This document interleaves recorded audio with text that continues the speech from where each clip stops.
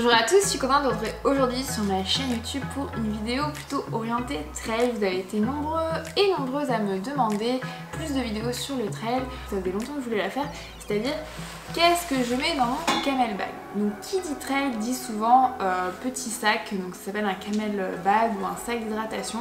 Puisque quand on part faire du trail, on part souvent en montagne, on a besoin d'équipement et d'hydratation, et souvent soit on part avec une ceinture d'hydratation, mais la plupart du temps c'est plus un sac. Et je me suis dit que j'allais un peu vous montrer à la fois le matériel obligatoire dont vous avez besoin durant un trail officiel, donc une course officielle avec dossard, mais aussi l'équipement que j'emporte en général quand je vais m'entraîner, comme ça pourrait vous donner une idée un peu de ce que j'emporte avec moi pour mes entraînements. Donc je vais commencer tout d'abord par parler un peu de l'équipement obligatoire en trail.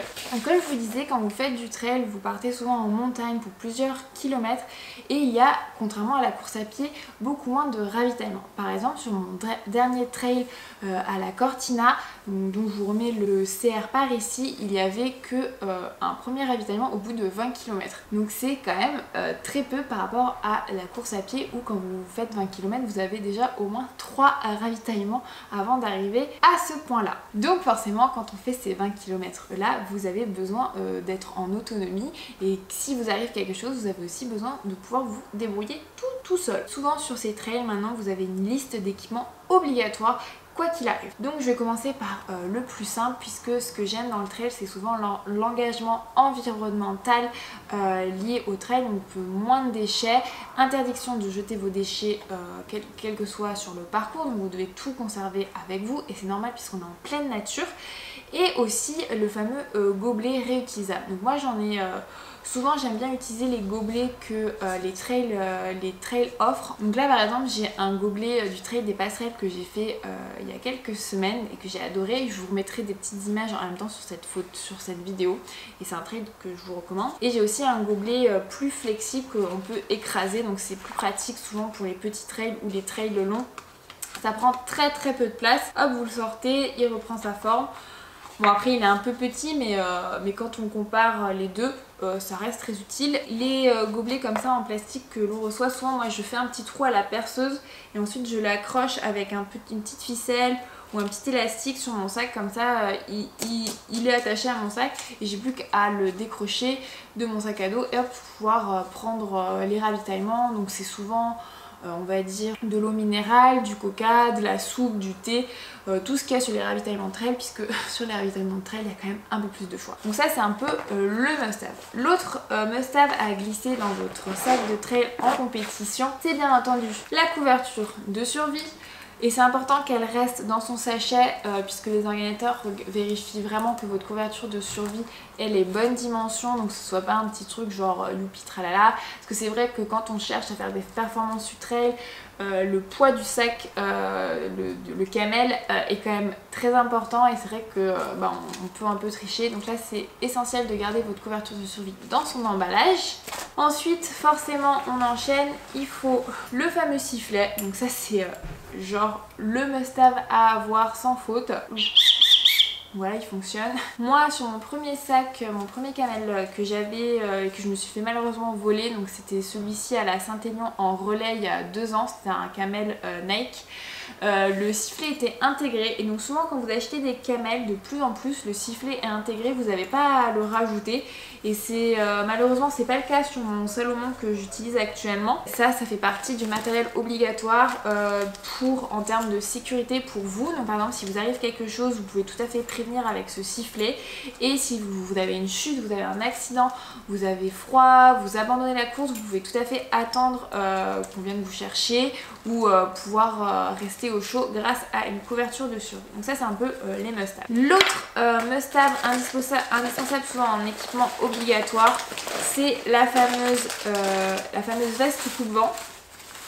Donc moi cette veste là, c'est ma fameuse veste Gore dont je vous parlais dans la vidéo quand il faut affronter des conditions un peu difficiles. C'est ma fameuse veste, voilà, je l'adore pour autant. Ce que j'aime, c'est que comme vous voyez, elle peut vraiment bien se plier.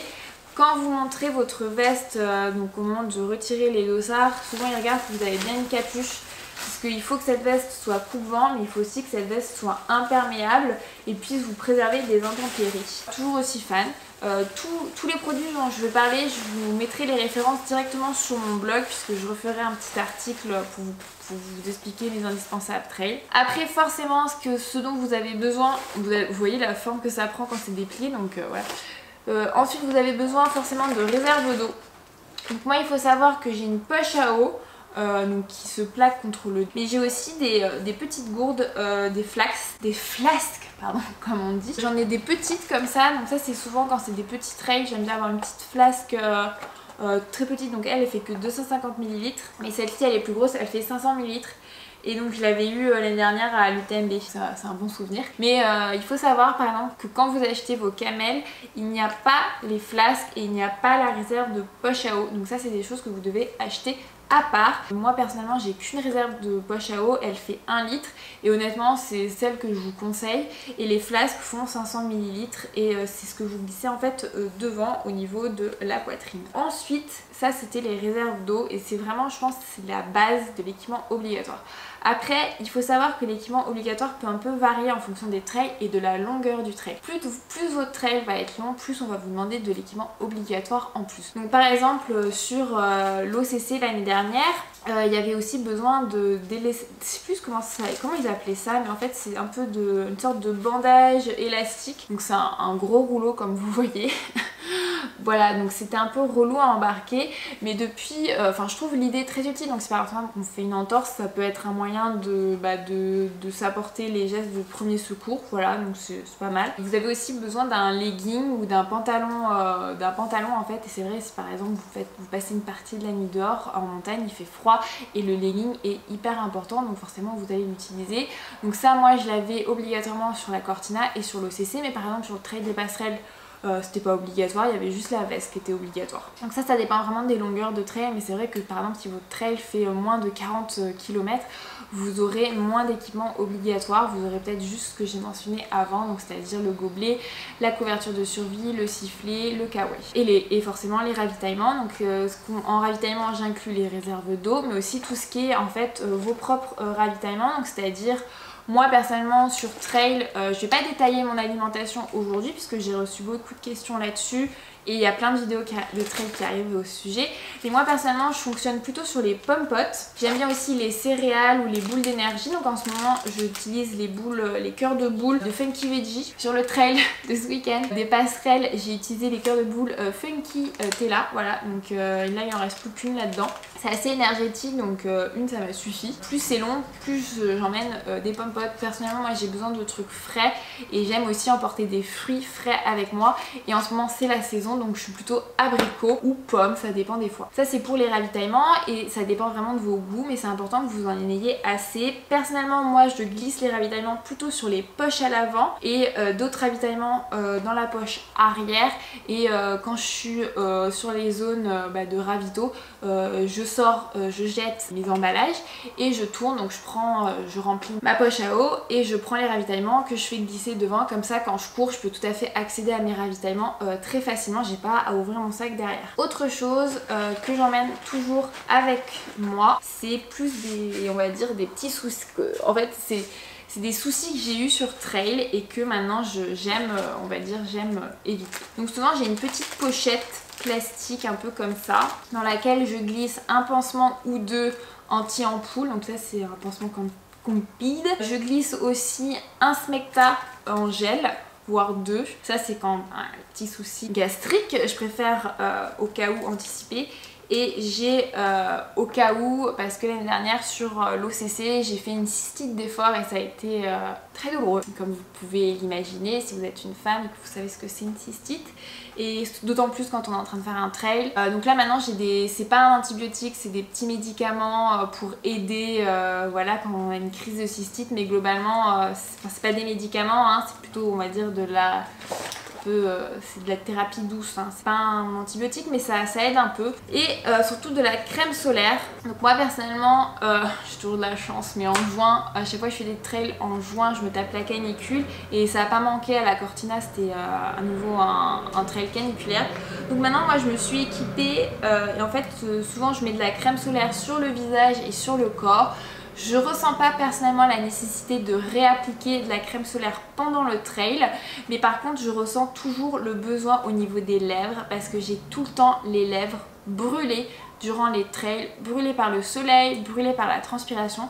Donc quand j'étais en Italie, j'avais oublié, d'habitude j'ai d'autres crèmes solaires que je vais vous montrer, c'est des petits formats en fait que j'emporte autant sur le vélo qu'en trail qu'en course à pied. Mais là j'avais besoin vraiment d'une crème solaire adaptée à la fois pour les lèvres et aussi pour le visage, et je suis tombée sur cette pharmacie où en fait ce tube faisait les deux, donc je ne peux pas c'est un 2 en 1, donc c'est une crème à la fois pour le visage et un peu je pense pour le corps, vous pouvez le mettre, mais aussi pour les lèvres, et j'ai été super satisfaite.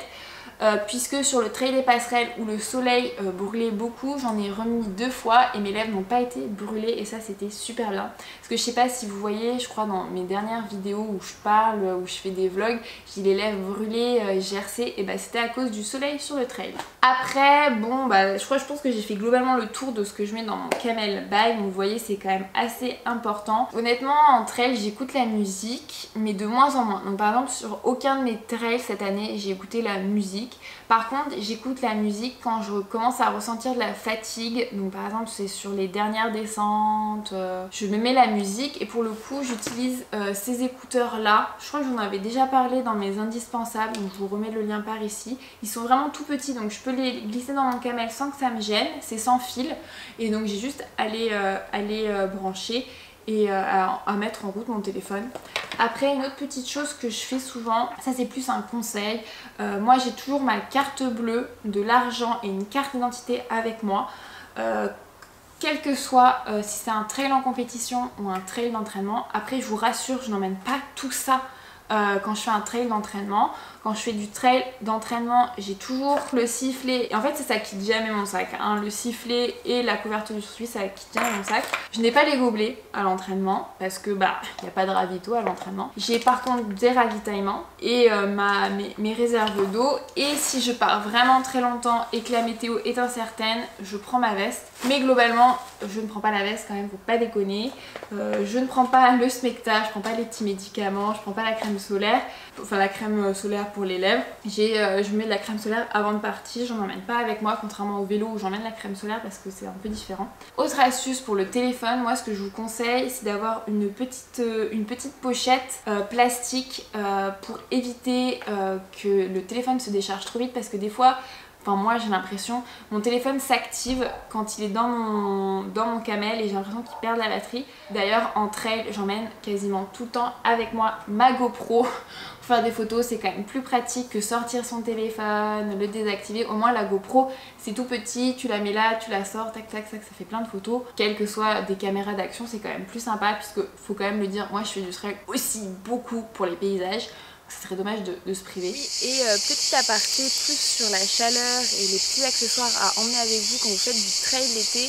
Alors moi personnellement j'aime bien utiliser ce bandana que je vous montre là dans la vidéo, que soit je le mets en hiver autour du cou ou en fin de journée autour du cou, soit en fait ça me permet de le mouiller et de l'utiliser comme une éponge. Donc quand c'est comme ça, je le mets en fait autour de mon poignet, et quand je passe près d'une rivière ou d'une fontaine, je trempe mon bras dans l'eau et ça humidifie bien tout le bandana, et pour le coup ensuite je les sors sur moi, dans mon cou, et en fait j'enlève cette visière quand même, et après je mets le bandana comme un bandeau, comme ça, et je le garde vraiment ainsi, bien mouillé. Et ça me permet de garder la tête au frais, surtout mes oreilles au frais, mouillées. Et je glisse juste des lunettes de soleil. Et c'est comme ça que moi je me protège du soleil. Mais comme vous l'avez vu au début de la vidéo, vous pouvez aussi porter des visières. Donc celle-ci c'est celle qu'on a eue sur le trail des passerelles que j'ai fait il n'y a pas très longtemps. Donc ce qui est bien c'est qu'il y a une partie un peu éponge qui permet d'absorber la transpiration. Et ensuite vous n'avez plus qu'à la mouiller pour vous garder au frais. Autre petite astuce que j'ai faite et dont je vous parle sur mon compte rendu de trail à la Cortina, c'est que ce que je faisais, c'est que je prenais mon bandana, je mettais de la neige à l'intérieur, je le refermais, et ensuite quand la neige était bien prisonnière, je repassais mon bandana sur ma tête. Donc ça me faisait une espèce de gros caillou sur la tête, Mais en fait la neige fondait, ça me gardait la tête vraiment au frais pendant plusieurs minutes et pas juste 5-10 minutes. Vous allez voir en montagne, le bandana sèche très vite. Donc ça c'est un peu ma petite astuce accessoire. En plus un bandana ça prend vraiment pas de place, vous pouvez glisser autour du cou, autour de la main, autour de la tête, c'est vraiment top par rapport à une casquette. Donc par exemple celle-ci vous voyez c'est très difficile de la plier et si vous la pliez peut-être vous risquez de la casser. Donc moi je préfère les bandanas que les casquettes. Je crois que j'ai fait le tour. Pensez vraiment que quand vous faites du trail, vous partez longtemps. Il peut vous arriver énormément de choses, surtout quand vous faites du trail en montagne. Et c'est important de vous équiper et de réaliser que la montagne, c'est aussi un lieu qui peut être dangereux, où la météo peut changer très vite. Et c'est pour ça que c'est important, même quand vous partez en randonnée, de partir bien équipé. Même si vous vous dites c'est qu'une marche de 1 heure, on sait jamais, un orage peut arriver, vous pouvez chuter, vous faire très mal. Et là, en attendant les secours, vous serez très contente d'avoir tout ça avec vous. J'espère ne pas vous avoir fait peur quand même, cela dit. Personnellement, j'ai jamais trouvé un camelback qui me convienne à 100%. Je trouve que malheureusement, les fabricants de camelback ne considèrent pas les femmes. À chaque fois, je suis globalement gênée au niveau de la poitrine. Je trouve que ça n'a pas été vraiment pensé pour nous les femmes, mais globalement ça me gêne pas non plus des masses, hein. Je suis très contente de mon camel où je peux glisser à peu près tout ce que je veux et j'ai mes petites poches devant qui sont vraiment très profondes où je peux mettre tout ce dont j'ai besoin. Sur mon camel il y a des attaches faites exprès pour rajouter et bloquer les bâtons. Mais voilà, j'ai fait le tour de la question, j'espère m'être pas trop étalée et vous avoir montré un peu tout ce dont vous avez besoin dans votre camel. J'espère que cette vidéo vous a plu, n'hésitez pas à laisser un petit commentaire et un petit pouce si c'est le cas. Pensez à vous abonner à ma chaîne YouTube et ou à mon compte Instagram que je remets juste là. Je vous dis à très vite, bye bye.